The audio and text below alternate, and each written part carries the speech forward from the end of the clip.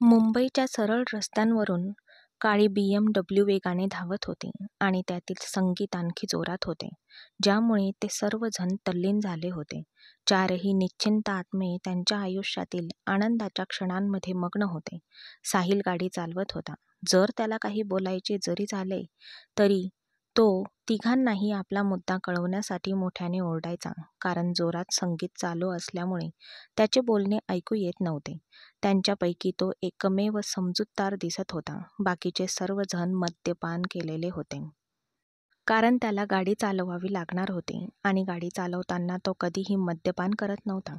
गाडीसोबत चंद्रही त्यांच्या मागे होता. त्यांचे गतव्यवस्थान अज्ञात होते. तो स्वतः येथे आलेल्या जंगली माकडांच्या गटाला सतत ओरडत होता आणि आता त्याला पश्चाताप होत होता. त्यांच्या अंतिम विद्यापीठाच्या परीक्षेनंतर त्यांनी हिमालयाच्या पर्वतरांगांपासून जगभर प्रवास करण्याची योजना आखली होती. साहिल त्याच्या योजनेत सहभागी होता. पण आता तो पूर्णपणे कंटाळण्याच्या अवस्थेत गाडी चालवत होता. त्याला त्याच्या काकांची काळजी वाटत होती. त्याला नुकताच त्यांचा फोन आला होता. त्याचे बाबा जे एका व्यावसायिक बैठकीसाठी शहराबाहेर होते, ते आज घरी परतत होते. ते नुकतेच परतले होते आणि साहिलचे काका त्याला परत बोलावत होते. तर साहिलने येण्यास नकार दिला, ज्यामुळे त्यांचा मूड खराब झाला होता आणि परिणामी साहिलचाही मूड खराब झाला. काहीही असो, त्याने कधीही त्याच्या काकाला नाराज केले नाही.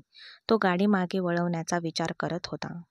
तेवढ्यात अचानक त्याच्या काळ्या कारपासून काही अंतरावर पांढऱ्या साडीत गुंडाळलेली एक मुलगी दिसली.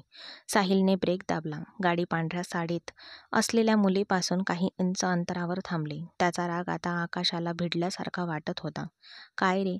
तो त्याच्या सर्व शक्तीनिशी ओरडला आणि गाडीच्या मागच्या सीटवर बसलेल्या तिघांनीही, ज्यांनी एक झटका देऊन पुढे उडी मारली होती, त्यांनी मोठ्या कष्टाने स्वतःला नियंत्रित केले आणि साहिलला ओरडू लागले, "अरे वेड्या, जर तू आत्महत्या करण्याचा विचार करत असशील तर एकटाच मर. तू आम्हाला सोबत का घेऊन जाऊ इच्छितोस? मी आयुष्यात अजून काहीही पाहिले नाही. मला अजूनही खूप मजा करायची आहे. मला अजून लग्न देखील करायचे आहे आणि तू मला या जगातून अविवाहित म्हणूनच मारू इच्छितोस?" रागाने ओरडत अमितने त्याचा राग साहिलवर काढला. साहिलने रागाने त्यांच्याकडे पाहिले आणि मग जोरात बटन दाबले आणि संगीत बंद केले. मग पुन्हा त्या तिघांकडे पाहिले. "आत्महत्येचा प्लॅन माझा नाही तर गाडीसमोर आलेल्या महिलेचा आहे." साहिलचे शब्द ऐकून सर्वजण आश्चर्याने पुढे पाहू लागले आणि स्तब्ध झाले. "अरे यार, यावेळी इतकी सुंदर मुलगी निर्जन रस्त्यावर का चालत आहे?" अमित त्या पांढऱ्या साडीत असलेल्या परीचा एक्स-रे काढताना मद्यधुंद अवस्थेत म्हणाला, "अरे वेड्या, नशेमुळे तू वेडा झाला आहेस असे दिसते. यावेळी रस्त्यावर मुली नसून आत्मे चालतात, कारण एक पांढऱ्या मांजरीने आपला रस्ता ओलांडला आहे." "हो." सोहम त्या सर्वांमध्ये भित्रा होता आणि त्याची भाकीत ऐकून सर्वांनी मान वळवली आणि त्याच्याकडे असे पाहिले जणू काही त्याचे मनच गेले आहे. "अरे, मी तुला खरं सांगतोय, ती इथून कुणाचे तरी रक्त पिऊनच निघेल, म्हणून कोणीही बाहेर पडण्याची चूक करू नये. खरं तर शक्य तितक्या लवकर गाडी इथून बाहेर काढा यार." तो सर्वांना घाबरवण्याचा प्रयत्न करत होता, पण साहिल त्याच्याकडे पश्चातापाने पाहत चिडला आणि गाडीचा दरवाजा उघडून बाहेर पडला, कारण आत्तापर्यंत ती पांढरी मांजर मुलगी त्याच्या गाडीसमोर निर्जीव पुतळ्यासारखी उभी होती. "हो मॅडम, तुमचा काय प्लॅन आहे? तुला इथून हालायचं आहे की आम्ही तुझ्यावरून गाडी चालवत जाऊ?" त्याने तिच्या डोळ्यात थेट पाहत विचारले. "मला मारून टाक. कृपया. मी असह्य आहे आणि माझ्या मृत्यूने कोणालाही काहीही फरक पडणार नाही." ती तीव्र भावनेने साहिलच्या डोळ्यात पाहत म्हणाली. साहिलचे तोंड उघडले. "रात्रीच्या यावेळी हा कसला मेलोड्रामा आहे? रस्त्यावरून बाजूला हो. माझा मूड आधीच खराब आहे." त्याने तिचा हात धरला आणि तिला दुसऱ्या बाजूला घेऊन जाऊ लागला. गाडीत असलेल्या तिघांची तोंडे उघडली. "अरे यार, तो या चेटकिणीला कुठे घेऊन जात आहे? तो एकदम मूर्ख आहे. त्याला भीती वाटत नाही का?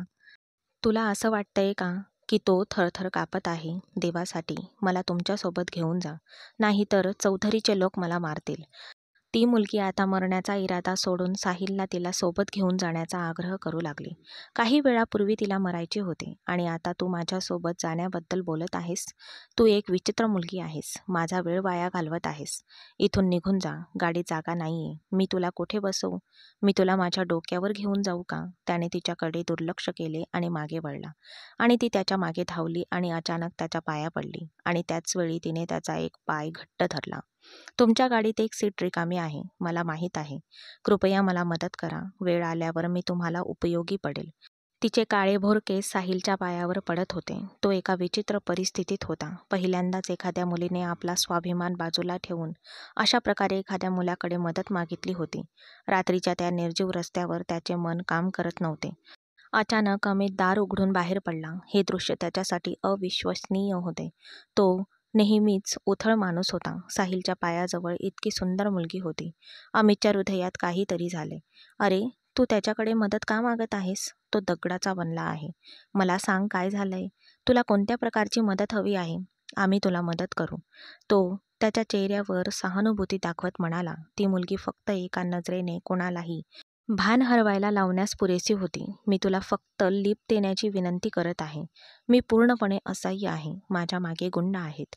ते कोणत्याही क्षणी येथे पोहोचू शकतात. ती भीतीने थरथरणाऱ्या आवाजात म्हणाली. विचार न करता अमितने गाडीचा दुसरा दरवाजा उघडला आणि तिला बसण्याचा इशारा केला. ती त्याचीच तर वाट पाहत होती आणि पटकन गाडीत बसली. साहिलने अमितकडे एकटक पाहिले. पुढच्या सीटवर येऊन दार बंद केले. त्याचा मूड आणखीनच बिकट झाला होता. अमित, राहुल आणि सोहमने आरशात त्यांचे व्यवस्थित चेहरे पाहिले. जणू काही मुलीच्या उपस्थितीने त्यांना पकडले आहे आणि ती मुलगी तिथे पूर्णपणे हरवून बसली होती. जवळून जाणाऱ्या दृश्यांकडे पाहत होती. तिच्या आत्म्यावर शांतीची भावना आली होती. आजची रात्र तिच्या स्वातंत्र्याची रात्र होती आणि ती शांतपणे घालवू इच्छित होती. तिच्या मनात बरेच काही चालू होते. ती वर्षानुवर्षे या क्षणांची वाट पाहत होती. शेवटी आज तिचा सूड पूर्ण झाला होता. हा प्रवास तिला कुठे घेऊन जाईल कोणास ठाऊक, पण तिला खात्री होती की पुढचा प्रवास तिच्या मागील आयुष्या इतका वेदनादायक नसेल. ती तिचे सर्व दुःख एका रात्रीतच दूर करणार होती. आता सीटच्या मागच्या बाजूला डोके ठेवून, तिचे डोळे मिटून ती एक गोड गाणे गुणगुणू लागली. गाडी एका पांढऱ्या हॉटेलच्या बाहेर थांबली. पहाटेचे जवळजवळ 3 वाजले होते. साहिलने त्यांचे घड्याळ पाहिले आणि नंतर त्याच्या शेजारी असलेल्या सीटवर पडलेल्या निश्चिंत आत्म्याकडे एक निश्चिंत नजर टाकली. तिच्या लांब झोपलेल्या पापण्या किंचित फडफडल्या. तिच्या ओठांनी साहिलला क्षणभर गोंधळात टाकले, पण त्याने डोके हलवले, बाहेर पडला आणि दार जोरात बंद केले. गाडीच्या मागच्या सीटवर झोपलेले 3 भटकंतीदार पटकन जागे झाले. प्रवास संपला होता. साहिल रिसेप्शनवर उभा होता. स्वतःसाठी एक खोली बुक करत होता. समस्या अशी होती की हॉटेलमध्ये फक्त 2 खोल्या उपलब्ध होत्या. साहिलला एकटे राहणे आवडत असे. तो मित्रांसोबत बाहेर जायचा, पण तो रात्री नेहमीच वेगळ्या खोलीत झोपायचा. तो अचानक मागे वळला. हॉटेलमध्ये 2 खोल्या उपलब्ध आहेत. एक माझ्यासाठी आणि एक तुमच्यासाठी, तो बोटाने म्हणाला. चावी फिरवत तो वरच्या मजल्यावर गेला. आणि तू त्या मुलीला लिफ्ट दिलीस. त्या मुलीचे काय? आपण तिला कुठे ठेवू? साहिलने चिडून विचारले. त्याला अजूनही ती संशयास्पद वाटत होती. मी तिच्यासोबत रूम शेअर करू शकत नाही. त्याने हात वर केले. मग तू गाडीत आराम करू शकतोस. आम्हाला तिच्यासोबत रूम शेअर करायला काहीच हरकत नाही. अमितने डोळे मिचकावले आणि साहिल मागे वळला. त्याला त्याच्या मित्रांचा स्वभाव चांगलाच माहीत होता. ते अजूनही नशेच्या प्रभावाखाली होते आणि ते मुलीचे काहीतरी वाईट करू शकतात. बराच वेळ शांतपणे पडलेली असह्यपणे साहिलकडे पाहत होती. तेव्हा तो खांदे उडवून वरच्या मजल्यावर गेला. मला काही फरक पडत नाही. नरकात जा. तो सतत गाडी चालवून थकला होता आणि त्याला फक्त एक चांगली झोप हवी होती. खोलीत पोहोचताच त्याने त्याचे जॅकेट काढले आणि सोफ्यावर फेकले. मुलीची नजर वारंवार त्याच्या मनाला छेदत होती. भूतकाळातील एक अस्पष्ट प्रतिमा मनात येत होती, पण नाही, ती फक्त त्याची कल्पना होती. हे कसे शक्य आहे? तो विचार सोडून बेडवर पडला.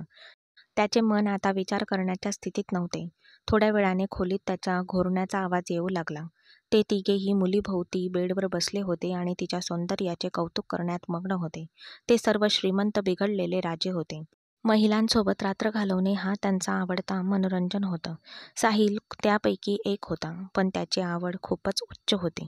त्याला आवडणारी मुलगी क्वचितच सापडायची आणि तिच्यासोबत काही क्षण घालवल्यानंतर तो पुन्हा तिच्याकडे पाहतही नव्हता. तो एका प्रमुख राजकारणी सिकंदर शिवाजीचा मुलगा होता, जो देशातील एका मोठ्या पक्षाचे नेतृत्व करणारा होता. शिक्षण पूर्ण केल्यानंतर साहिलनेही राजकारणात यावे अशी त्याची इच्छा होती.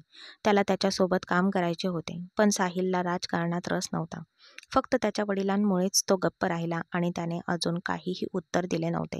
कारण राजकारणात प्रवेश करणे म्हणजे सर्व प्रकारच्या घोटाळ्यांपासून स्वतःचे रक्षण करणे, त्याला आवडणाऱ्या जीवनातून राजीनामा देणे, सतत बनावट चेहऱ्याने कॅमेऱ्यांच्या नजरेत राहणे आणि हेच त्याला चिडवायचे.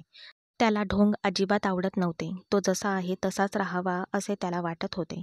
त्याला जीवनाचा पुरेपूर आनंद घ्यायचा होता. पण त्याला माहीत नव्हते की दुसऱ्या दिवसाची सकाळ त्याच्यासाठी किती वाईट ठरेल. फक्त एक रात्र सगळं काही बदलणार होतं. त्याचं आयुष्य, त्याचं भविष्य, त्याचं सुख, सगळं काही. जर त्याला थोडीशीही कल्पना असती तर त्याने त्या मुलीला कधीही सोबत आणलं नसतं, जी त्याच्या आयुष्याला एका अतिशय धोकादायक वळणावर घेऊन जाणार होती. तुम्ही तिघे माझ्याकडे असं का पाहत आहात? तुम्ही तुमच्या आयुष्यात कधीच मुलगी पाहिली नाही का? माझ्यासारखी सुंदर मुलगी. काही क्षणांपूर्वी घाबरून बसलेली मुलगी अचानक आत्मविश्वासू झाली आणि बेडवर पडली. तिचा स्वर, तिचं वागणं, सगळं काही अचानक बदलल्यासारखं वाटत होतं. तिघांनीही तोंड उघडून तिच्याकडे पाहिलं, कारण आता ती स्वतः त्यांना आमंत्रित करत होती.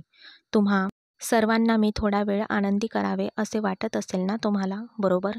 शेवटी तुम्ही मला मदत केली आहे. मला कोणाचेही काहीही देणे घेणे नाही.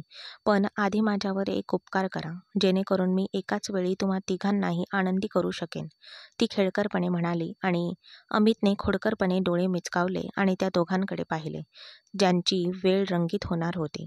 मला आता चहाची खूप इच्छा आहे, ती थकल्यासारखे म्हणाली आणि अमितने लगेच रूम सर्व्हिसला फोन करून चहा मागवला. थोड्या वेळाने चहा आला. अमित, कृपया तुमच्या रागीट मित्रांना एक कप चहा दे, ज्यांना वेगळ्या खोलीत झोपायला आवडते, ती बेफिकीरपणे म्हणाली. अमितकडे वळून त्याला एक कप देत होती. तिच्या स्पष्ट वक्ताने आश्चर्यचकित होऊन अमितने लगेच कप रूम सर्व्हिसच्या माणसाला दिला. तिला शेजारच्या खोलीत नेले आणि स्वतः तो प्यायला सुरुवात केली. अर्थात मुलीवर त्याचा पहिला अधिकार होता. सुजाताची हसला आणि सर्वांशी गप्पा मारू लागला. चहाच्या धुरात काही क्षणांपूर्वीची असहाय्यता नाहीशी झाली होती. तिघेही सुजाताला आपल्या मिठीत घेण्यापूर्वीच त्यांना आळसाची भावना आली आणि ते जागीच कोसळले. तिच्या ओठांवर एक व्यंग्यात्मक हास्य पसरले. तिच्या डोळ्यात सर्व पुरुष लांडगे होते. ती एका लांडग्यांच्या टोळीतून सुटली होती आणि आता तिला दुसऱ्या टोळीत कैद व्हायचे नव्हते. पण तिला एक काम करायचे होते, ज्यासाठी तिने त्या चौघांकडे लिफ्ट मागितली होती. शेवटी इतक्या वर्षांनी बदला घेण्याची वेळ आली होती. तिघांना द्वेषाने पाहत तिने दार बंद केले आणि शेजारच्या खोलीत प्रवेश केला. तो बेडवर झोपला होता. त्याला काहीच कळत नव्हते. आतून दार बंद केल्यानंतर ती त्याच्या शेजारी झोपली. दोघांवरही ब्लँकेट समान रीतीने पसरवले. वेळ हळूहळू जात होता आणि ती तिच्या ध्येयात यशस्वी होत होती. सकाळचा प्रकाशही आकाशात पसरला होता आणि पक्ष्यांचा किलबिलाट तिच्या कानांना आनंददायी वाटत होता. झोपेतही त्याचे मन खूप गोंधळलेले होते. जणू काही त्याच्या अस्तित्वावर सतत काहीतरी ओझे होते. जर त्याने ते दूर ढकलण्याचा प्रयत्न केला तर पुन्हा त्याच्यावर वर्चस्व गाजवू लागत होते. अचानक एका झटक्याने त्याने डोळे उघडले. डोळे चोळत काही क्षण छताकडे पाहत राहिला. नंतर ब्लँकेट काढलं आणि बाजूला केलं, पण अचानक थांबला. त्याच्या अस्तित्वावर कपडे नव्हते. साहिलला खात्री होती की तो आदल्या रात्री त्याच टी-शर्ट आणि जीन्समध्ये झोपला होता. त्याने त्याचे बूट काढण्याचीही तसदी घेतली नाही. पण हे काय? एका झटक्याने त्याने ब्लँकेट परत त्याच्या अंगावर ओढले. काहीतरी भयंकर गडबड झाल्याची भावना त्याच्या नसांमधून पसरली. त्याने बेडच्या दुसऱ्या बाजूला चोरून पाहिले आणि जणू काही त्याला 500 वॉटचा करंट लागला आहे असे वाटले आणि साहिलचे संपूर्ण शरीर थरथर कापू लागले. ती त्याच्या शेजारी पडून झोपेचा आनंद घेत पडली होती. ब्लँकेट तिच्या दुधाळ अंगावरून खूप खाली सरकले होते. तिचे केस तिच्या अर्ध्या कमरेला व्यापून टाकत होते आणि उरलेला अर्धा भाग, त्याचे रक्त गोठण्यासाठी ते पुरेसे होते. काय रे? तो अचानक गोंधळून गेला. हे कसे घडले? ही मुलगी त्यांच्या खोलीत होती. ती इथे कशी आली? आणि तेही या अवस्थेत? अरे देवा! तो डोके धरून रात्रीचे दृश्य आठवू लागला. त्याला शेवटचे आठवले ते म्हणजे रूम सर्व्हिसकडून चहा घेणे आणि तो पिणे. जरी त्याने चहा ऑर्डर केला नव्हताच, तरी त्याने कप पूर्णपणे रिकामा केला होता. त्यानंतर त्याला काहीही आठवत नव्हते. चहा मादक होता का? की मी माझे भान गमावले? तो स्वतःला प्रश्नामागून प्रश्न विचारत राहिला. त्याचे शरीर अजूनही थरथरत होते. असे वाटत नव्हते की त्याने कधीही कोणत्याही मुलीसोबत रात्र घालवली नव्हती, पण त्याच्या संमतीशिवाय कधीच नाही. त्याने आपले केस मुठ्ठीत घट्ट धरले. त्याला त्या निष्पाप मुलीची दया आली, जिच्या सन्मानाला त्याने आदल्या रात्री पायंदळी तुडवले होते. त्याला ते कळलेही नव्हते. तो हळूहळू अंथरुणातून पडला तेव्हा अचानक फोन वाजला. त्याने पटकन न पाहता फोन कानाला लावला. त्याचा होश अजूनही क्षीण होत होते. हॅलो, कष्टाने बाहेर आले. साहिल, तू कुठे आहेस? तुला माहीत असायला हवे की मी आज भारतात परतलो आहे आणि एक महत्त्वाची बैठक होती. तुला आठवत असेल तर मी तुला माझ्यासोबत येण्यास सांगितले होते. शेवटी तू कधी जबाबदार माणूस होणार? हा बालिशपणा थांबव. सिकंदर शिवाजी त्याचे ऐकून न घेता बोलू लागला. बाबा, मला बैठका आणि राजकारणाशी काय करायचे आहे? मी तुम्हाला आधीच सांगितले आहे की मला राजकारणात रस नाही.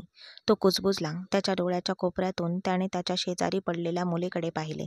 तिचा श्वास अजूनही स्थिर होता. ती झोपली होती. अरे गप्प बस साहू, मला तुझे हे गैरगंभीर वर्तन पुन्हा पाहायचे नाही. मोठा हो यार. तू या देशाच्या आघाडीच्या राजकीय पक्षाचे नेतृत्व करशील. ते तुझे भविष्य आहे आणि मी तुझी बडबड ऐकणार नाही. पहिल्या संधीवर माझ्याकडे ये. आत्ताच इथे पोहोच. फोन एका झटक्याने बंद झाला आणि साहिलने असह्यपणे स्क्रीनकडे पाहिले आणि नंतर तो टेबलावर आपटला. पण अचानक त्याला ती मुलगी त्याच्या शेजारी पडलेली दिसली. त्याच्या संवेदना जागृत झाल्या आणि त्याचे सर्व जग उजळून निघाले. काल रात्री काय घडले ते सांगण्यासाठी तो मेंदूला झटकण्यापूर्वीच तिचे डोळे उघडले आणि ती मुलगी अचानक हसली. शुभ सकाळ माझा बॉय, ती मोहकपणे म्हणाली आणि साहिलचा श्वास थांबला. ही काल रात्रीची निष्पाप मुलगी अजिबात वाटत नव्हती. तिचे वर्तन बदलले होते. ती त्याच्या जवळ सरकली. मला चांगलं आठवतं की काल रात्री मी एकटाच झोपलो होतो. मग तू इथे कशी आलीस? मला सांगू नकोस की मी झोपेत तुझ्याकडे चालत आलो, तुला उचलून इथे आणलं. मला दोष देऊ नकोस किंवा असह्यतेचे नाटक करू नकोस. साहिल तिच्या मोहक रूपाकडे दुर्लक्ष करत म्हणाला. तुला कोण दोष देत आहे माझ्या प्रिये? मी स्वतः तुझ्याकडे आले. काल रात्री तुझ्या खोलीची डुप्लिकेट चावी मिळवणे हे खूप सोपे होते. खरं तर या हॉटेलमधील बहुतेक कर्मचारी मला ओळखतात, म्हणून मला फारसा त्रास झाला नाही. प्रथम मी तुझ्या मित्रांना नशा दिला. ते खूप छान होते. ते अजूनही झोपले असतील आणि मग मी तुला नशेत टाकले, कारण मला तुझ्या प्रतिकाराशिवाय तुला नियंत्रित करायचे होते. आणि बघ, मी ते केले. तिने हे अशा शैलीत सांगितले की त्याच्या संपूर्ण शरीरावर ठिणग्या पडल्यासारखे वाटले. या मुलीच्या धाडसाने तो आश्चर्यचकित झाला होता. असे नव्हते की त्याच्या वर्तुळात अशी मुलगी कधीच नव्हती. खरं तर अनेकदा मुली स्वतःच त्याला आमंत्रित करत असत, पण ही मुलगी त्याच्या संमतीशिवाय त्याच्या जवळ आली होती आणि हे पहिल्यांदाच होते. त्याला आश्चर्य वाटले आणि नंतर राग येणे योग्य होते. आजपर्यंत माझ्या संमतीशिवाय कोणतीही मुलगी माझ्या जवळ आली नाही. या खोलीत येण्याची तुझी हिंमतच कशी झाली? तो तिच्याकडे ओरडला आणि सुजाताने व्यंग्यात्मक हास्य केले. मी तुझ्यासोबत खूप काही केले आहे आणि आता तुला त्याची किंमत मोजावी लागेल. मिस्टर साहिल सिकंदर शिवाजी. ती बेडवरून उठली आणि त्याच्या जवळ गेली. आता ती वॉशरूमकडे जाणार होती.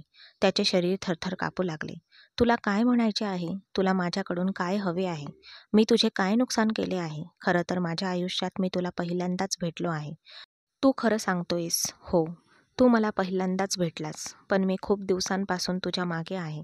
मला तुला नष्ट करायचे होते. तुझ्या संपूर्ण कुटुंबाला, विशेषतः तुझ्या वडिलांना.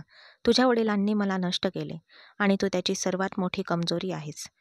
आता मला दिसेल की तो या पृथ्वीवर अभिमानाने कसा वावरतो. एकेकाळी त्याचा आदर करणारे आता त्याच्यावर थुंकतील. त्याला तुला त्याच्यासारखे यशस्वी करायचे होते आणि तुझे करिअर घडवायचे होते. मी तुला वचन देते, तुझे करिअर होण्यापूर्वीच मी त्याला नष्ट करेन. अशा प्रकारे त्याचे डोके शरमेने झुकवेल, कारण प्रत्येक व्यक्तीची वेळ येते आणि आज माझी वेळ आली आहे. सुजाताचे डोळे चमकले, जणू ती भूतकाळातील एक वेदनादायक आठवण पुन्हा जगत होती आणि ज्या माणसाला ती पहिल्यांदाच भेटली होती त्याचाच बदला घ्यायचा होता. बरं, तू काय करणारेस? मला बघू दे की ही सामान्य मुलगी माझ्या वडिलांना आणि मला कसे बिघडवते. बेडवर पडून पडून साहिलने अभिमानाने विचारले. त्याचे उत्तर तुला आज तुझ्या वडिलांसोबत ज्या पत्रकार परिषदेत तू जाणार आहेस तिथे मिळेल. तिने हे सांगताच साहिल चिडला. मला काही फरक पडत नाही. मी जात आहे. तुला जे काही करायचे ते कर. मला तुझी भीती वाटत नाही, तो म्हणाला. बाजूच्या टेबलावरून त्याचे पाकीट आणि मोबाईल उचलत त्याने त्याच्या मनगटावरच्या घड्याळावरची वेळ तपासली आणि सकाळचे 10 वाजले होते. त्याच्या वडिलांनी फोन करण्यापूर्वी त्याला ताबडतोब येथून निघून जावे लागणार होते. तो दार उघडून बाहेर पडण्यापूर्वीच अचानक ती त्याच्या समोर आली. आधी बघ, तू रात्रभर माझ्यासोबत काय केलेस ते. मग तू निघून जाऊ शकतोस. सुजाताने तिचे ब्लँकेट थोडे खाली खेचले आणि साहिलच्या संपूर्ण शरीरावर काटे आले. तिच्या मानेभोवती सर्वत्र ओरखडे आणि जखमा होत्या. जणू काही तिला क्रूर वागणूक दिली गेली होती. साहिलचे संपूर्ण अस्तित्व थरथर कापत होते. नाही, मी ते कधीच करू शकत नाही. मी तेवढा क्रूर नाही, साहिल असह्यपणे म्हणाला. त्याच्या डोळ्यात अविश्वास आणि भीती स्पष्टपणे दिसत होती. तू माझी बदनामी करण्यासाठी अशी गोष्ट करशील? तू तुझे अस्तित्व सर्वांना दाखवशील? त्याच्या आवाजात धक्का होता, थरथरणारा आवाज होता. सुजाता एक लांब कडू विजयी हास्य सोडले. ती हसली आणि म्हणाली, फक्त माझं अस्तित्वच नाही, मी सर्वांना तो व्हिडिओ देखील दाखवेन ज्यामध्ये तू माझ्याशी असे काही केले आहेस. तिचा आवाज पाण्यासारखा थंड नव्हता, तर तो ज्वलित होता. प्रत्येक शब्द भावनेने भरलेला होता. आज तू पत्रकार परिषद घेशील तेव्हा तो व्हिडिओ तुझ्यासोबत जाईन आणि तुझ्या वडिलांची प्रतिष्ठा नष्ट होईल. तो एक उंच दर्जाचा आणि प्रतिष्ठेचा माणूस सर्वांच्या नजरेत निरुपयोगी ठरेल. तिचा आवाज आगीचा किरण पसरवत होता. आणि ती आग आता साहिलमध्ये पसरली आणि त्याच्या मणक्यात एक अनपेक्षित थरकाप उडाला. काय? माझ्या वडिलांचा अपमान करण्यासाठी तू स्वतःची प्रतिष्ठा कलंकित करणार आहेस? तुला माहीत आहे का, जेव्हा एखाद्या महिलेचा सन्मान हिरावून घेतला जातो तेव्हा तिचे आयुष्य कसे उद्ध्वस्त होते? साहिल राग आणि भीतीच्या मिश्रणाने बोलला, पण त्याचा प्रयत्न तिला घाबरवायचा होता. माझे वडील आणि मी काही दिवसांसाठी बदनाम होऊ, लोक विसरून जातील, पण तुझे काय? लोक तुझ्यावर थुंकतील आणि कोणीही तुला दया दाखवणार नाही. तो तिला भविष्याचा आरसा दाखवून घाबरवण्याचा प्रयत्न करत होता. सुजाताच्या डोळ्यात एक थंड कडू हास्य होते आणि ती आग्रहाने म्हणाली, तू बरोबर आहेस साहिल. एकदा गमावलेला सन्मान कधीच परत येत नाही आणि मी माझा सन्मान खूप पूर्वीच गमावला आहे. माझ्याकडे गमावण्यासारखे काहीच उरलेले नाही. तुझ्या वडिलांमुळे मी कुठलेच राहिले नाही. त्याच्यामुळे मी कुंडलखान्यात राहू लागले आणि तिथल्या व्यक्तींपैकी एक झाले. माझी काही इज्जत नाहीये, म्हणूनच मला काही फरक पडत नाही. तिचा आवाज ठाम, कटू आणि अंतिम होता. जा आणि तुझ्या विनाशाची वाट पहा. तिने साहिलला गोठवले. ती त्याच्यापासून दूर गेली आणि आणखी एक शब्द न बोलता बाथरूमकडे निघाली. साहिल काही क्षण हलू शकला नाही. त्याच्या वडिलांनी त्या निष्पाप मुलीचे असे काही केले होते. ती स्वतःचा बदला घेण्यासाठी इतक्या टोकाला गेली होती. तो फक्त पश्चातापाने डोके हलवत निघून गेला. त्याला अजूनही विश्वास बसत नव्हता की ती मुलगी, जरी तिने स्वतःला वेश्या म्हटले होते, सोशल मीडियावर इतक्या सहजपणे तिचा सन्मानाचे बलिदान देईल. पण कदाचित तो चुकीचा असेल. चेहऱ्यावर मास्क आणि लांब कोट घालून ती रस्त्यावरून ध्येयहीनपणे फिरत होती. कदाचित तिला कुठेही जाण्याची घाई नव्हती. 24 वर्षीय सुजाता, जिने तिच्या आयुष्याची 5 वर्ष अशा ठिकाणी घालवली होती जिथे रात्री जागृत आणि दिवस झोपेत घालवले जायचे. तिच्या नशिबाने तिला श्रीमंतीपासून चिंध्यांपर्यंत आणले, हे सर्व एका माणसाच्या क्रूरतेमुळे. ती तिच्या पालकांची लाडकी मुलगी होती. तिचे वडील एका प्रामाणिक नोकरशहा होते, ज्यांनी कधीही लाच घेतली नाही आणि कोणाला घाबरवले नाही. सुजाता ही त्यांची एकुलती एक आणि लाडकी मुलगी होती. ती तिचे वडील राजेश साहेबांची एकुलती एक मुलगी होती.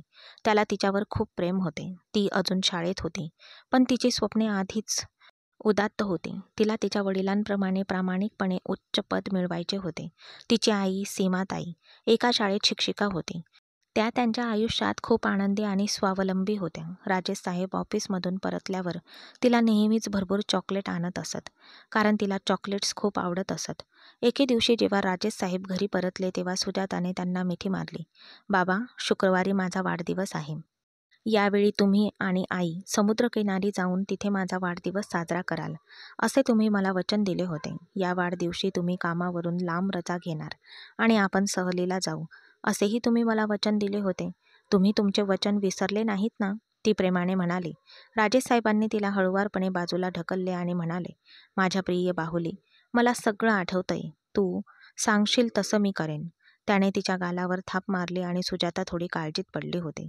बाबा, सगळं ठीक आहे ना? तुम्ही काळजीत दिसतायत. ती अचानक त्याच्या कपाळावर हात ठेवत म्हणाली. सुजाता बेटा, नेहमी त्रास देऊ नकोस. जा आणि तुझा गृहपाठ कर. शाब्बास. सीमाताई मागून तिला फटकारले आणि ती निघून गेली. राजेश साहेबांनी तिला थांबवले नाही. त्याला काहीतरी विचित्र वाटले. राजेश साहेब रात्रभर अभ्यास करत बसले होते. ते भ्रष्टाचाराशी संबंधित एका महत्त्वाच्या प्रकरणावर काम करत होते आणि यावेळी त्यांच्या हिट लिस्टवरील व्यक्ती एक प्रमुख राजकीय व्यक्ती होती. देशातील सर्वात मोठ्या पक्षाचे नेते सिकंदर शिवाजी. जर त्यांच्या विरुद्ध भ्रष्टाचाराचे हे पुरावे उघड झाले तर त्यांची कारकिर्दी उद्ध्वस्त होऊ शकते. राजेश साहेबांनी संपूर्ण रात्र त्यांच्याविरुद्ध फाईल तयार करायला घालवली. आज त्यांना शिवाजीकडून कडक इशारा मिळाला होता, परंतु त्यांनी नेहमीच सत्याचे समर्थन केले होते. आता ते कसे मागे हटू शकतात? त्यांना परिणामांची भीती नव्हती. ते लवकरच त्याला उघड करणार होते. दरम्यान सिकंदर शिवाजी प्रचारात व्यस्त होते. त्यांना एका माहिती देणाऱ्याकडून माहिती मिळाली होती की त्यांच्याविरुद्ध भ्रष्टाचाराचे आरोप दाखल करण्यात आले आहेत आणि निवडणूक लढण्यापूर्वीच त्यांना तुरुंगात टाकले जाऊ शकते. सिकंदर शिवाजी सिंहासनावर बसण्याची वर्षानुवर्षे वाट पाहत होते आणि आता जेव्हा वेळ येणार होती तेव्हा राजेशची तलवार त्यांच्या डोक्यावर टांगली गेली. त्या उणीवीवर राजेश प्रामाणिक आणि निर्भय होता. त्यांना शिवाजी किंवा त्यांच्या वडिलांची भीती वाटत नव्हती. त्यांनी त्यांचे मन बनवले होते. फाईल त्यांच्या हातात होती. आता त्याला फक्त ती सोशल मीडियावर टाकायची होती. दुसऱ्या दिवशी त्याने ती एका वृत्तसंस्थेला दिली. अशा बातम्या वाऱ्यासारख्या पसरतात आणि नेमकं तेच घडलं. या बातमीने सिकंदर शिवाजी यांच्या प्रतिष्ठेला मोठा धक्का बसला. निवडणुकीच्या काही दिवस आधी ते एका मोठ्या घोटाळ्यात अडकले होते, जे इतके मोठे होते की ते अनियंत्रित झाले होते. त्यामुळे राजेश साहेबांसह संपूर्ण जग पेटले होते. ते त्यांच्या खोलीच्या बाल्कनीत चालत होते. सिगारेटचा धूर त्यांच्या मनात पसरला होता. ते त्यांच्या राजकीय कारकिर्दीला कोसळताना पाहत होते. अचानक त्यांच्या खिशात त्यांचा मोबाईल व्हायब्रेट झाला. ज्याची ते उत्सुकतेने वाट पाहत होते तो फोन आला. "हो, मला सांग खबर. मला चांगली बातमी दे," तो म्हणाला. खबर त्यांचा खास माणूस होता. तो असा माणूस होता जो अगदी अचूकतेने कोणालाही संपवू शकत होता. "गुरुजी, ते घरी नाहीयेत. ते सध्या मुंबईत आहेत. त्यांच्या 14 वर्षाच्या मुलीचा वाढदिवस साजरा करत आहेत. तुम्हाला हवे असेल तर मी त्यांचे संपूर्ण कुटुंब संपवू का? मी ते बुडाल्यासारखे दाखवेन. ते खूप स्वच्छ काम असेल." खबरच्या शब्दांनी सिकंदरला काही क्षण खोल विचारात टाकले. "मला त्याला एकदाच मारायचे नाही. मला त्याच्यासोबत त्याच्या पत्नी आणि मुलीचा सन्मान तुडवलेला पाहायचा आहे. जसे त्याने माझ्या इज्जतीला कलंक लावला होता. त्यानंतर तो जगतो की मरतो याची मला पर्वा नाही." असे म्हणून त्याने त्याचा फोन खिशात ठेवला. त्याला माहीत होते, त्याला खात्री होती की खबर त्याच्या आदेशाचे पालन करेल. दुसऱ्या दिवशी सकाळी सोशल मीडियावर बातमी व्हायरल झाली की प्रसिद्ध भ्रष्टाचार विरोधी नोकरशहा, जो त्याच्या मुलीचा वाढदिवस साजरा करत होता, त्याच्यावर अचानक दारुड्यांचा हल्ला केला. त्याच्या डोळ्यासमोर त्याच्या पत्नीचा सन्मान तुडवण्यात आला आणि नंतर त्याच्या 14 वर्षाच्या मुलीचे अपहरण करण्यात आले. तेव्हापासून राजेश साहेबांना त्यांच्या खोलीत बंद केले होते. तो कोणाला तोंड देण्याची हिंमत करत नव्हता. शेवटी त्याच्या डोळ्यासमोर त्याच्या पत्नीला अशा प्रकारे पाहून कोणता माणूस शांत राहू शकतो? सोफ्यावर पाय ठेवून बसलेला सिकंदर शिवाजी तो बदनामीचा आनंद घेत होता. त्याला आता राजेश साहेबांची मरण्याची गरज नव्हती, कारण तो आता उपयुक्त नव्हता. तो लवकरच नैसर्गिक मृत्यूला सामोरे जाणार होता. अचानक त्याचा मोबाईल पुन्हा वाजला. त्यात खबर फोन करत असल्याचे लिहिले होते. त्याने फोन त्याच्या कानाला लावला. "गुरुजी, मी त्याच्या मुलीला अशा स्थितीत ठेवले आहे जिथे तिच्या सन्मानाची एकदा नाही तर वारंवार तडजोड केली जाईल. त्याच्या लाडक्या मुलीची अवस्था पाहून राजेश लवकरच वेडा होईल. तू खूप छान काम केले आहेस खबर. तू माझा विश्वास कायमचा विकत घेतला आहेस." तो हसला आणि फोन ठेवला. अचानक त्याच्या शेजारी असलेल्या सोफ्यावर कोणीतरी बसले. तो त्याचा 15 वर्षाचा मुलगा साहिल होता. त्याच्या डोक्यावर प्रेमाने हात लावत तो म्हणाला, "माझा मुलगा आज का अस्वस्थ आहे? शिक्षकांनी त्याला पुन्हा फटकारले का?" "नाही बाबा, आज माझी जिवलग मैत्रीण सुजाताचा वाढदिवस होता. मी तिचा आवडता चॉकलेट केकही बनवला होता, पण ती शाळेत आलीच नाही. ती म्हणाली की तिला तिचा वाढदिवस तिच्या कुटुंबासोबत साजरा करायचा आहे. बाबा, मी तिच्यावर रागावलो आहे. मी तिच्यासाठी खूप छान भेटवस्तूही खरेदी केली होती." तो भुसभुशीतपणे म्हणाला. सिकंदर हसून म्हणाला, "अरे अरे, माझ्या मुलाला दुखावणारी ती मुलगी कोण आहे? कृपया मला कधीतरी तिची ओळख करून दे." जेव्हा तो प्रेमाने बोलला तेव्हा साहिल आपला राग विसरून गेला आणि सुजाताची स्तुती करू लागला. "बाबा, ती खूप मेहनती आणि हुशार आहे. तिला ती मोठी झाल्यावर तुमच्यासारखी व्हायला हवी आहे. मला तिची स्वप्ने आवडतात." साहिलचा चेहरा क्षणात आनंदाने भरून गेला. सिकंदर त्याच्याकडे काळजीपूर्वक पाहू लागला. "आणि माझा मुलगा काय बनू इच्छितो? मला सांग. तुला तुझ्या वडिलांसारखे व्हायचे नाही का?" तो जिज्ञासू स्वरात म्हणाला. "नाही बाबा, लोक तुमच्याबद्दल वाईट बोलत आहेत. मी बातम्यांमध्ये ऐकले की तुम्ही घाणेरडे काम करता." तो स्पष्ट शब्दात म्हणाला आणि सिकंदर शिवाजीच्या नसा ताणल्या गेल्या. "हे सर्व त्या राजेशमुळे घडले आहे. मी त्याला एक चांगलाच धडा शिकवला आहे. जर तो जिवंत राहिला तर तो ते लक्षात ठेवेन. पण कदाचित राजेश साहेबांच्या नशिबात जगणे नव्हतेच." दुसऱ्या दिवशी बातमी आली की नोकरशहा राजेश साहेब यांची हृदयविकाराच्या झटक्याने निधन झाले आहे. त्याच्या पत्नीवर अत्याचार झाल्यानंतर त्यांची हत्या करण्यात आली आहे आणि त्यांची मुलगी बेपत्ता आहे. हे दुःख सहन न झाल्याने त्यांचे निधन झाले आहे. साहिललाही ही बातमी ऐकायला मिळाली, पण त्यांनी कोणतीही प्रतिक्रिया दिली नाही. कारण अशा बातम्या दररोज येत होत्या. पण त्यानंतर सुजाता कधीच शाळेत आली नाही. साहिल तिला शोधू शकला नाही आणि ती कुठे गेली हे कोणालाही माहीत नव्हते. एके दिवशी तो तिच्या घरी गेला आणि तिला तिथे शोधून इच्छित होता, पण तिचे घर कुलूप बंद होते. पण दारावर एक पाटी दिसल्यावर तो थांबला. त्यावर लिहिले होते, ब्युरोक्रब राजेश. त्या दिवसाची बातमी साहिलच्या मनात घुमू लागली. हे सर्व कसे घडले किंवा त्यामागे कोण आहे हे समजून घेण्याइतपत तो वयस्कर नव्हता. पण तो अनेकदा दुःखी मनाने सुजाताचा विचार करत असे. ती त्याची खरी मैत्रीण होती. अन्यथा त्याच्या गटातील इतर मुली त्याला कृत्रिम, रसहीन वाटल्या. वेळ निघून गेला आणि तो हळूहळू स्वतःच्या आयुष्यात रमून गेला. हो, कधी कधी त्याला त्याची मैत्रीण असलेल्या निष्पाप मुलीची आठवण येत असे. पण आता कोणास ठाऊक ती कुठे गेली होती. कदाचित तिचे साहिलशी कायमचे ब्रेकअप झाले होते. तिने उचललेले प्रत्येक पाऊल तिला भूतकाळात खोलवर ढकलत होते. तिचा त्रास वाढत होता. तिला अजूनही ती रात्र आठवत होती जेव्हा ती तिच्या वडिलांसोबत आणि मामासोबत तिचा वाढदिवस साजरा करण्यासाठी समुद्र किनाऱ्यावर आली होती. अचानक असा एक आपत्ती आली की तिचा आनंद आणि शांती कायमची गेली. तिच्या आईची तिच्या डोळ्यासमोर काही गुंडांनी हत्या केली होती. तिचे वडील वेड्यासारखे ओरडत होते आणि सुजाता, जणू काही तिच्या आत एक खोल शांतता पसरली होती. धक्क्याने तिला एकही शब्द बोलू दिला नाही आणि ते गुंड तिला घेऊन गेले. ती ओरडत होती, बाबा बाबा, पण डोक्यात मार लागल्याने आणि बेशुद्ध पडलेल्या राजेश साहेबला त्याच्या मुलीचा शेवटचा रडण्याचा आवाज ऐकू आला नाही. आणि अशा प्रकारे सुजाता त्याच्या नजरेतून कायमची गायब झाली. ती फक्त 14 वर्षाची होती तेव्हा तिने घुंगरांचा आवाज ऐकला. मास्टर शिवाजी सिकंदर साहेब, तुमचे काम झाले आहे. त्या मुलीला अशा ठिकाणी नेण्यात आले आहे की तिच्या वडिलांना लाज वाटेल. तो तिच्या पत्नीला पाहताच अर्धावर मेला असावा आणि दुसरा अर्धा तो आता गेला आहे. सुजाताच्या मनात एक नाव खिळल्यासारखे बसले, सिकंदर शिवाजी. आणि तिने त्या माणसाला भेटण्याचा, त्याला इतका कठोर मृत्यू देण्याचा दृढ निश्चय केला होता की तो जगणारही नाही आणि मरणारही नाही. कारण त्या एका माणसाने तिची सावली, तिचे आकाश हिरावून घेतले होते आणि तिला अशा ठिकाणी नेले होते जिथे दररोज रात्री तिची प्रतिष्ठा तुडवली जात होती. तिला 2 वर्ष पूर्णपणे प्रशिक्षण देण्यात आले आणि वयाच्या 16व्या वर्षी तिला कामावर लावण्यात आले. पहिल्यांदाच तिला रडावेसे वाटले आणि ती रडली. ती मोठ्याने रडली. त्यानंतर ती दगड झाली. कारण तिला आता तिच्या स्वतःच्या आयुष्यातील वेदना जाणवत नव्हत्या. तो आता त्याच्या वडिलांसमोर उभा होता. पत्रकार परिषद थोड्याच वेळात सुरू होणार होती. बाबा, मला तुमच्याशी एका महत्त्वाच्या गोष्टींबद्दल बोलायचे आहे. त्याने लगेच सिकंदर शिवाजीला गर्दीतून बाजूला सावरलं. त्याने आश्चर्याने त्याच्याकडे पाहिलं. काय झालं साहू?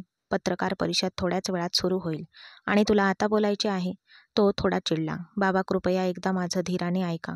त्यानंतर तो त्याला कुठेतरी घेऊन गेला आणि त्याला संपूर्ण कहाणी सांगू लागला. शेवटी ती कोण आहे, बाबा, जी तुमच्यावर सूड घेण्यासाठी स्वतःला या मर्यादेपलीकडे झुकवत आहे? त्याने आश्चर्याने त्याच्या वडिलांना विचारले. तो विचार करत होता आणि सिकंदर शिवाजी खोल विचारात बुडाला होता. अशी कोणतीही मुलगी त्याच्या मनात त्या क्षणी आली नाही. तुम्ही एक काम करा, मला त्या मुलीशी ओळख करून द्या. चला तिच्याशी बोलूया आणि मला बदनाम करण्याचा प्रयत्न करणारी ती कोण आहे ते शोधूया. सिकंदर साहेबांना सध्या कोणताही घोटाळा परवडणारा नव्हता, म्हणून त्यांना तिच्याशी प्रेमाने बोलून तिला बाजूला करायचे होते. अन्यथा त्यांच्याकडे इतर बरेच पर्याय होते. मला माहीत नाही बाबा, ती कोण आहे? साहूच्या डोळ्यासमोर क्षणभर सुजाताचा चेहरा चमकला. पण त्याला तिचे नावही माहीत नव्हते. मग तो तिला कसा शोधेन, कुठे शोधेन? सिकंदर शिवाजीने त्याच्याकडे रागाने पाहिले. असो, आता मी तुला काय सांगू? त्याने रागाने कपाळावर हात ठेवला. चल, आपण बाकीचे नंतर बोलू. पत्रकार परिषद सुरू होणार आहे. त्याचा हात धरून तो त्याला स्टेजकडे घेऊन गेला. साहूचा चेहरा लाल झाला होता, नंतर मंदावला होता. तिने आधीच सांगितले होते की ती पत्रकार परिषद त्याची आणि त्याच्या वडिलांची बदनामी करेल. पण आता खरी चिंता त्या मुलीची होती. ती निष्पाप मुलगी स्वतःची हे सर्व का करत होती? त्याच्याकडे अनेक प्रश्न होते, पण उत्तर एकच, तेही नाही. ते दोघे वडील आणि मुलगा स्टेजवर बसले होते आणि 10 मिनिटात पत्रकार परिषद सुरू होणार होती.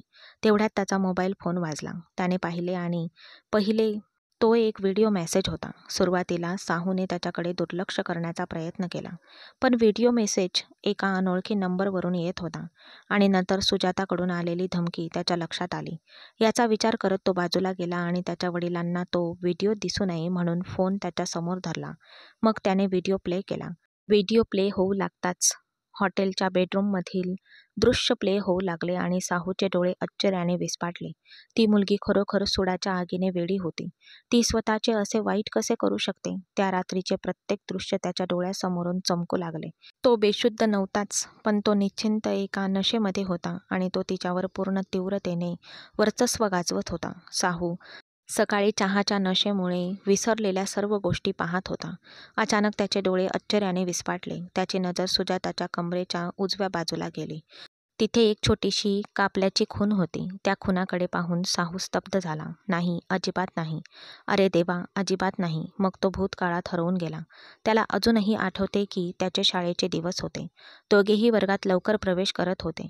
आज आपण दोघेही उशिरा शाळेत आलो आहोत. सुजाता, लवकर कर आणि हो, आज आपण पहिल्या बाकावर बसू, तो तिला हसत हसत म्हणाला. सुजाता चालत त्याच्याकडे पाहत होती. ती वर्गात प्रवेश करताच तिला अर्धवट पडलेला बेंच दिसत नव्हता. तिची कंबर थेट बेंचवर आदळली गेली आणि कदाचित बेंचच्या एका कोपऱ्यात एक धारदार खिळा होता, जो थेट तिच्या कमरेला उजव्या बाजूला लागला होता. पुढच्या क्षणी सुजाताच्या संपूर्ण वर्गात एक ओरड ऐकू आली. तिचा पांढरा गणवेश कमरेजवळून खूप लवकर लाल झाला. काय झाले सुजाता, तू ठीक आहेस ना?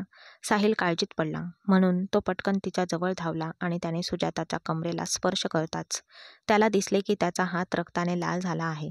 खूप रक्त येत आहे. चला आत्ताच डॉक्टरकडे जाऊया.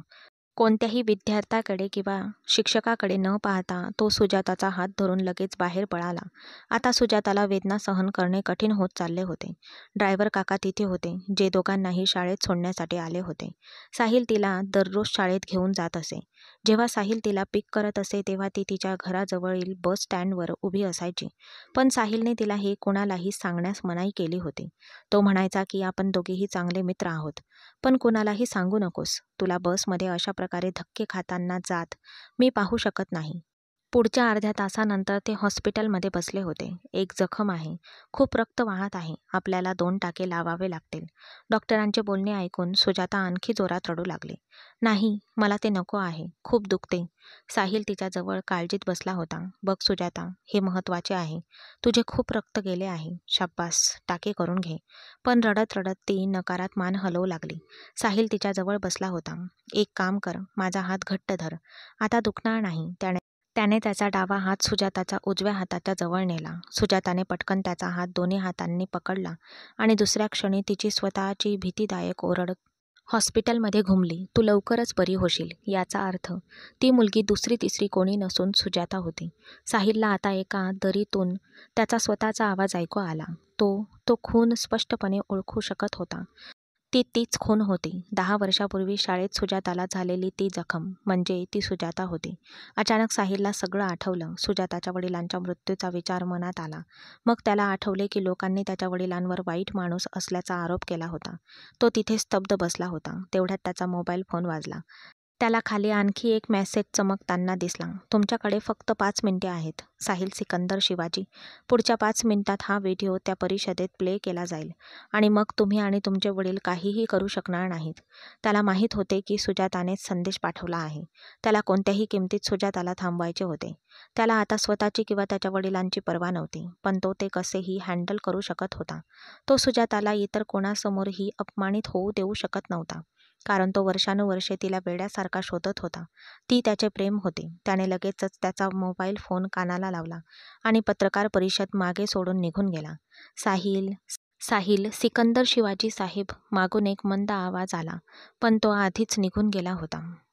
तो त्याच नंबरवर कॉल करत राहिला, पण कोणीही उत्तर दिले नाही. शेवटी निराश होऊन त्याने 5व्या रिंगवर फोन उचलला. सुजाता, बघ, माझे ऐक. कृपया मला तुला भेटायची संधी दे.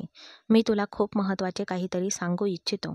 फक्त एक गोष्ट. बरं, जर त्यानंतर तुला वाटत असेल की तुला हा व्हिडिओ सार्वजनिक करायचा आहे, तर ते न डगमगता कर. मी तुझ्या मार्गात येणार नाही. फक्त मला एकदा संधी दे सुजाता, कृपया. मी तुला खूप महत्त्वाचे काहीतरी सांगू इच्छितो. तिचे नाव ऐकून ती आश्चर्यचकित झाली. तुला माझे नाव सुजाता आहे हे कसे कळले? ती आश्चर्यचकित झाली की त्याला कसे कळले. मी तुझ्या सर्व प्रश्नांची उत्तरे देईन. फक्त एकदा मला भेट. तो गाडीत बसला होता आणि आता रस्त्यावर वेगाने गाडी चालवत होता. त्याला कुठे जायचे हे माहीत नव्हते, परंतु त्याला फक्त आता सुजाताला भेटायचे होते. सुजाता थोडा वेळ विचार करू लागली. ठीक आहे, तुझ्याकडे फक्त 5 मिनिटे आहेत. मी तुला माझ्या फ्लॅटचा पत्ता पाठवत आहे. ये आणि लक्षात ठेव, खबरदार, जर तू मला डबल क्रॉस करण्याचा प्रयत्न केलास तर मी व्हिडिओ लीक करेल, कारण मी तो त्या व्यक्तीला आधीच दिला आहे. तिला माहीत होते की अशी बिघडलेली श्रीमंत मुले काहीही करू शकतात. मी सहमत आहे. मी तुला किंचितही नुकसान करणार नाही. त्याच्या स्वरात एक प्रकारची तळमळ होती आणि सुजाता लगेच मेणासारखी मऊ झाली. ठीक आहे. 2 मिनिटांनी तिने पत्ता पाठवला. साहिलने पत्ता पाहताच त्याला कळले की तो 2 तासांच्या अंतरावर आहे, पण त्याला कोणत्याही किमतीत तिला भेटायचे आहे. तो पटकन निघून गेला. त्याचा मोबाईल फोन डॅशबोर्डवर ठेवून त्याने लोकेशन चालू केले आणि पूर्ण वेगाने गाडी चालवायला सुरुवात केली. त्याने फक्त 1 तासात 2 तासांचा प्रवास केला होता. त्याला कोणत्याही किमतीत सुजाताला भेटायचे होते. 10 वर्षापूर्वींचे अंतर त्याच्या डोळ्यासमोर तरळले. ते दोघे शाळेत एकत्र जेवत होते, एकत्र अभ्यास करत होते, हसत होते, बोलत होते, खेळत होते. तर साहिल सुजाताला इतर कोणत्याही मुलाशी मैत्री करू देत नव्हता. तिच्याबद्दल पजेसिव्ह होता. असे काहीही नव्हते जे त्याला आठवत नव्हते. त्याच्या डोळ्यात अश्रू येत होते. त्याने 10 वर्ष वाट पाहिली होती. ती काही तासांपूर्वीच त्याच्यासोबत होती आणि तो तिला का ओळखू शकला नाही? क्षणभर त्याला वाटले की ती सुजाता आहे. पण नाही, त्याला सुजाता अशा प्रकारची मुलगी वाटत नव्हती. म्हणून त्याने स्वतःचा विचारसरणीला मागे सारले. थरथरत्या हाताने त्याने अपार्टमेंटची दाराची बेल वाजवली. 2 मिनिटे वाट पाहिल्यानंतर दार उघडले. ती अगदी समोर उभी होती. चेहरा भावहीन होता. तिने गुडघ्यापर्यंत काळा फ्रॉक घातला होता, गळ्यात स्कार्फ बांधला होता आणि तिचे केस मोकळे होते. फक्त 5 मिनिटे, असे म्हणून ती दारासमोरून आत गेली. साहिल थोडा वेळ दारात उभा राहिला. तिच्याकडे कडक नजरेने पाहत राहिला. दार बंद कर. हा एक आदरणीय परिसर आहे, तिने वेदनेने म्हटले. साहिलचे मजबूत शरीर हलले. तो पुढे सरकला आणि दार बंद केले. त्याला आता असे वाटले की जणू काही पावलांचे हे अंतर खरोखर 10 वर्षांचे अंतर झाले आहे. आता मला सांग, तू इथे का आला आहेस? मला माहीत आहे की तू आणि तुझे वडील तुमची प्रतिष्ठा वाचवण्यासाठी काहीही कराल, कोणत्याही पातळीला झुकू शकाल. ती रागाने म्हणाली. मग पुढच्या क्षणी तो पुढे सरकला आणि त्या 10 पावलांचा 4 पावलांमध्ये झाकून टाकले. आणि पुढे जे घडले ते असे होते ज्याची सुजाताने कधीही कल्पना केली नव्हती. तो तिच्यापर्यंत पोहोचला आणि तिला आपल्या छातीजवळ ओढले. सुजाता स्तब्ध झाली. त्याने सुजाताला इतके घट्ट धरले की जणू काही तिला गमावण्याची भीती त्याच्या आत्म्यात शिरली आहे. सुजाता तिथे स्तब्ध उभी राहिली. सुजाता, तू कुठे गेली होतीस? मी 10 वर्षे वेड्यासारखा तुला शोधत होतो. तुला शोधण्यासाठी मी शहराचा एकही कोपरा सोडला नाही. तू मला विसरलीस का? तुला आठवत नाही का की आपण शाळेत एकत्र कसे बसायचो? तू तुझ्या साहिलला विसरलीस का? मी तुझा साहू, तुझा बालपणीचा मित्र. तो बोलला. त्याचा आवाज अश्रूंनी भरला होता. त्याचे बोलणे ऐकून सुजाता स्तब्ध झाली. 10 वर्षापूर्वीचे दृश्य तिच्या डोळ्यासमोर तरळले. ती त्याला प्रेमाने साहू म्हणायची, पण तिला अपेक्षा नव्हती की हा साहू तोच साहिल असेल. तिने कधीही साहिलच्या आईवडिलांच्या बद्दल जाणून घेण्याचा प्रयत्न केला नव्हता. ती त्याच्याकडे एकटक पाहत राहिली. काही वेळाने तो मागे हटला. पण सुजाता अजूनही गोंधळलेली होती. सुजाता, तू स्वतःचे काय केलेस? त्याने तिचा चेहरा हातात घेत विचारले. 10 वर्षानंतर कोणीतरी इतक्या प्रेमाने, इतक्या काळजीने तिला त्याच्याबद्दल विचारत होते की सुजाताच्या डोळ्यात अश्रू आले आणि तिच्या गालांवर ओघळले. तू मला विसरलीस का? आज तुला माझी आठवण येत नाही का? बघ, मी तुझा सर्वात चांगला मित्र आहे. तू विसरलीस? शाळेत बेंचवर आदळल्यानंतर तुला झालेली दुखापत मी पाहिली, म्हणून मी तुला ओळखले. मला माहीत होते तू सुजाता आहेस. नाही तर तू काय करणार होतीस? वेडी मुलगी. तू स्वतःला आणि तुझ्या प्रतिष्ठेला असं कसं खराब करू शकतेस? कृपया असं करू नकोस सुजाता. तो वेदनेत होता. क्षणभर सुजाताच्या डोळ्यासमोर तिच्या आईवडिलांचे चेहरे चमकले. पुढच्या क्षणी तिने तिच्या सर्व शक्तीनिशी त्याला दूर ढकलले. तुला माहीत आहे का तुझ्या वडिलांनी माझ्याशी काय केले? तिने मोठ्याने विचारले. काय, माझ्या वडिलांनी तुझ्यासोबत काय केले मला सांग, तो त्याच अधिकाराने विचारत होता. त्यानंतर सुजाता बोलत राहिली आणि तो दगडासारखा ऐकत राहिला. 10 वर्ष त्या कुंडलखान्यात राहिले. तुझ्या वडिलांनी मला नष्ट केले आणि आता मी तुझ्या वडिलांना नष्ट करण्यासाठी स्वतःला नष्ट करण्यासही तयार आहे. मला थांबवू नकोस, ती ओरडली.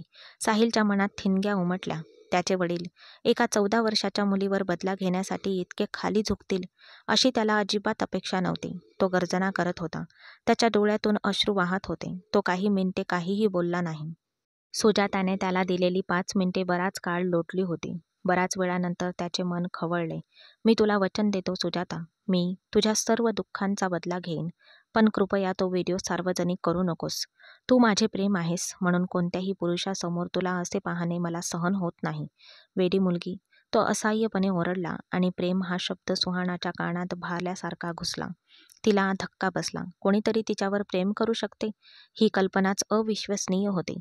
मी तुला वचन देतो की मी माझ्या स्वतःच्या वडिलांना पोलिसांच्या स्वाधीन करेन, पण तू तू मला वचन दे की तू तुझा व्हिडिओ लीक करणार नाहीस. मला वचन दे सुजाता. आपल्या मैत्रीसाठी तुला मला वचन द्यावे लागेल सुजाता. अजूनही तिच्या दोन्ही हातात तिचा चेहरा धरून प्रेमाने बोलत होता आणि त्याच्या डोळ्यात पाहत सुजाता शांत बसली. मला शिवाजीचा मुलगा साहिलवर विश्वास नाही, पण मला तुझ्यावर विश्वास आहे. मला माझ्या बालपणीच्या मित्रावर विश्वास आहे. तू तुझ्या वडिलांना पोलिसांच्या हाती देईपर्यंत मी वाट पाहेन, असे म्हणत ती तिच्या खोलीत गेली. याचा अर्थ तिला साहिलला आता भेटायचे नव्हते. तो काही वेळ रिकाम्या हॉलमध्ये उभा राहिला आणि त्याने बाहेर पडण्याचे धाडस केले. ती मोठ्याने रडत होती. तिला कल्पना नव्हती की तो साहिल असेल. मी काय केलंय? मी साहूसोबत असं कसं करणार होते? मी काय करणार होते? ती आतून खूप अस्वस्थ होती, कारण साहू वर्षानुवर्षे तिचा मित्र होता. एकमेव खरा निष्ठावंत मित्र होता. या जगात तिच्या मनातले शेअर करणारा दुसरा कोणीही नव्हता. 1 आठवडा उलटून गेला होता आणि साहूला त्याच्या वडिलांचा पर्दाफाश कसा करायचा हे अगदी बरोबर माहीत होते. त्याने स्वतः त्याच्या वडिलांविरुद्धचे 2 दिवसांचे भ्रष्टाचाराचे खटले उघड केले आणि नंतर त्यांना पोलिसांच्या स्वाधीन केले. त्याने त्याच्या वडिलांना मोठी शिक्षा मिळावी यासाठी सर्वतोपरी प्रयत्न केले. तो स्वतः कधीही राजकारणी बनू इच्छित नव्हता, म्हणून त्याने राजकारणाशी कोणताही संबंध ठेवला नाही आणि त्याने त्याचे वचन पाळले. सुजाताला न्याय मिळवून देण्यासाठी त्याने राजकारणाचा मुळाशी त्याग केला. ती स्वयंपाकघरात उभी राहून स्वयंपाक करत होती. ती एका आठवड्यापासून तिच्या फ्लॅटमध्ये बंदिस्त होती. ती बाहेर पडू शकत नव्हती. एका श्रीमंत आणि दयाळू माणसाने सुजातासाठी फ्लॅट विकत घेतल्यामुळे ती कुंडलखान्यातून पळून जाण्यास यशस्वी झाली होती. घरातील भांडणांना कंटाळून एका रात्री आलेला 50 वर्षाचा माणूस तिथे सुजाताला भेटला होता. त्यानंतर त्याने तिला मदत करण्याचा निर्णय घेतला होता. सुजाताच्या जीवनकथेबद्दल जाणून घेतल्यानंतर तो तिच्यावर उपकार करणारा तो माणूस तिच्या आयुष्यातून कायमचा नाहीसा झाला होता. कधी कधी लोक अचानक आपल्या आयुष्यात येतात, आपल्यावर खूप उपकार करतात आणि नंतर एकही शब्द न बोलता निघून जातात. जेव्हा दाराची बेल वाजली तेव्हा ती तिच्या विचारांमध्ये हरवली होती आणि घाबरून गेली. यावेळी इथे कोण आले आहे? गॅस बंद करून ती दारापाशी आली आणि दार उघडले तर साहिल तिथे उभा असलेला दिसला. साहिल परत येईल अशी तिला अपेक्षा नव्हती. त्याने त्याच्या वडिलांना अटक केली होती आणि सुजाताने स्वतः ही बातमी पाहिली होती. तू इथे का आलास? तिने तटस्थ स्वरात विचारले. मी तुझ्याशी काहीतरी बोलायला आलो आहे. ती बाजूला झाली. तिला आता या माणसाचा तिरस्कार राहिला नाही. तो फुलांचा गुच्छ घेऊन आत आला. ती दार बंद करायला वळली तेव्हा त्याने ते गुच्छ सुजाताकडे केले. तुला ही फुले खूप आवडतात ना? बघ, मी तुझ्यासाठी एक फ्रेश गुच्छ आणले आहे, तो हसत म्हणाला. तिच्याही होठांवर एक मंद दिलासा देणारे हास्य उमटले. तिने हात पुढे करून गुच्छ घेतला, स्वयंपाकघराजवळ एका शेल्फवर ठेवला आणि अन्न परत प्लेटमध्ये वाढू लागली. सुजाता, त्याने हाक मारली. आता सर्व काही व्यवस्थित झाले आहे साहिल. तू आता इथे यायला नको होतेस, ती वेदनादायक स्वरात म्हणाली. साहिल तिच्या मागे स्वयंपाकघरात गेला. मी तुला कायमचे माझ्यासोबत घेऊन जायला आलो आहे. मी तुझ्याशी लग्न करू इच्छितो, त्यानेही इतक्या सहजपणे सांगितले आणि सुजाताने त्याच्याकडे स्तब्ध नजरेने पाहिले. क्षणभर प्लेट जवळजवळ तिच्या हातातून खाली पडणार होती. साहिलने पटकन तिच्या हातातून ती घेतली आणि शेल्फवर ठेवली. काय झाले? तो हसत म्हणाला. तू वेडा झाला आहेस?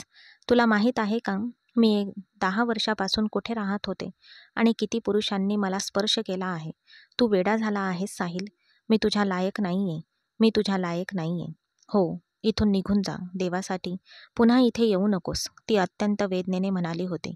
साहिल तिच्या जवळ आला होता. तिचे दोन्ही हात धरून म्हणाला, माझ्यावर विश्वास ठेव. मीही आयुष्यात खूप चुका केल्या आहेत. कदाचित मी गुन्हे केले असतील. मुलींसोबत वेळ घालवणे माझ्यासाठी एक सामान्य गोष्ट होती. शेवटी आपण दोघेही सारखेच आहोत. मी तुझ्यावर प्रेम करतो. मी तुला शोधत होतो, पण तुला भेटण्याची आशाच नव्हती आणि नंतर मुलींच्या जवळ जाऊन माझ्या हृदयात शांती मिळवत असे. पण आता मला समजले की मी खूप चुकलो होतो. मी माझ्या भावना इतर मुलींसाठी बलिदान दिल्या आहेत. तुझ्यासमोर उभं राहण्याची ही माझी लायकी नाहीये. खरं तर तू माझ्यापेक्षा लाख पटीने चांगली आहेस. तुझ्यासोबत जे झाले ते तू स्वतःच्या इच्छेने केले नाहीस, पण मी ते माझ्या इच्छेने केलं. तू असं म्हणू नकोस की तू माझ्या लायक नाहीस. उलट मी असं म्हणायला हवं की मी तुझ्या लायक नाहीये. पण तुला भेटल्यानंतर मी शुद्धीवर आलो आहे. सुजाता, मी आता पूर्वीसारखा माणूस राहिलेलो नाही. मी 10 वर्षापासून वेड्यासारखा तुला शोधत आहे. आणि आज जेव्हा तू माझ्यासमोर उभी आहेस तेव्हा मी तुला सोडून जाऊ का? हे अशक्य आहे. मी तुला माझा आदर समजतो सुजाता. जर तुझ्यात काही दोष असतील तर मीही शुद्ध नाही. बघ, जे काही घडले ते आपला भूतकाळ होता. पण आता आता आपण दोघांनीही आपले मार्ग सुधारण्याची वेळ आली आहे. मला तुझ्याशी लग्न करायचे आहे. मी तुला कोणत्याही परिस्थितीत स्वीकारेल. मला माझे उर्वरित आयुष्य तुझ्यासोबत घालवायचे आहे सुजाता. मी त्या 10 वर्षाच्या वेदना, त्या यातना विसरू शकत नाही, तो असह्यपणे म्हणाला आणि सुजाता अश्रूंनी भरलेल्या डोळ्यांनी त्याच्याकडे पाहत राहिली. तू माझ्यासारख्या मुलीला कसे स्वीकारू शकतोस साहिल? ती तुटलेल्या आवाजात विचारत होती. श्श, आज नंतर तू स्वतःसाठी असे शब्द वापरलेस तर खबरदार. तू माझी प्रियसी आहेस. त्याचे शब्द ऐकून त्याने न कळत त्याला मिठी मारली. तू तू इतका चांगला का आहेस साहिल? तिने अनियंत्रितपणे विचारले. मला माहीत नाही. कदाचित प्रेम माणसाला शुद्ध करते, तो हसत म्हणाला. आणि ती ती ओल्या डोळ्यांनी हसली. आता देवाचे आभार मानत होती. अशा ठिकाणी 10 वर्ष राहिल्यानंतर तिला कोणीही स्वीकारेल अशी अपेक्षा तिला अजिबात नव्हती. पण तीच व्यक्ती, ज्याच्या वडिलांनी सर्व काही घडवले होते, आता तिला स्वीकारत होती. तिचे प्रत्येक दुःख बरे करू इच्छित होती. आणि तिला माहीत होते की साहिल कसा आहे. तो तिला लहानपणापासून ओळखत होता. तिला माहीत होते की साहिल आयुष्यभर तिच्यासोबत प्रामाणिकपणे राहू शकतो.